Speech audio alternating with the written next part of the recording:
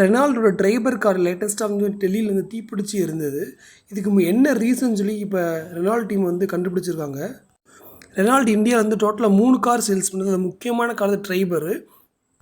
இந்த Triber car தீப்பிடிச்சி எரிஞ்சதுக்கு முக்கியமான reason பார்த்தீங்கன்னாக்கும் அதோட எலக்ட்ரிக் சர்க்யூட்டை வந்து மாடிஃபிகேஷன் பண்ணியிருக்காங்க. அதாவது அன்ஆத்தரைஸ்டு, அதாவது எக்ஸ்டர்னல் சிஎன்சி கிட்ட வாங்கி ட்ரைபர் காரில் பொறுத்து அந்த எலக்ட்ரிக் சர்க்யூட் வந்து மாடிஃபிகேஷன் பண்ணியிருக்காங்க இந்த ட்ரைபர் காரில்.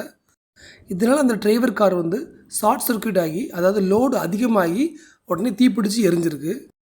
பொதுவாக ஷார்ட் சர்க்யூட் ஏன் ஆகும் அப்படின்னா, லோடு அளவுக்கு அதிகமாக கொடுக்கும்போது அதனோட ரெசிஸ்டன்ஸ் ஃபெயிலியர் ஆகி உடனே ஷார்ட் சர்க்யூட் ஏற்படுது. டிரைவரில் 1 லிட்டர் இன்ஜின் தான் வச்சுருக்காங்க. ஸோ இதனாலே லோடு வந்து கிடைக்காது. இதில் போய் சிஎன்ஜி கிட்ட ஆட் பண்ணால் கண்டிப்பாக தீப்பிடிக்கிறதுக்கான பாசிபிலிட்டிஸ் இருக்குது. பொதுவாகவே எந்த ஒரு காரையும் அதோட எலக்ட்ரிக்கல் சர்க்யூட்டை மட்டும் மாடிஃபிகேஷன் பண்ணவே கூடாது. அப்படி மாடிஃபிகேஷன் பண்ணனா உங்களுக்கு இன்சூரன்ஸு கவர் ஆகாது.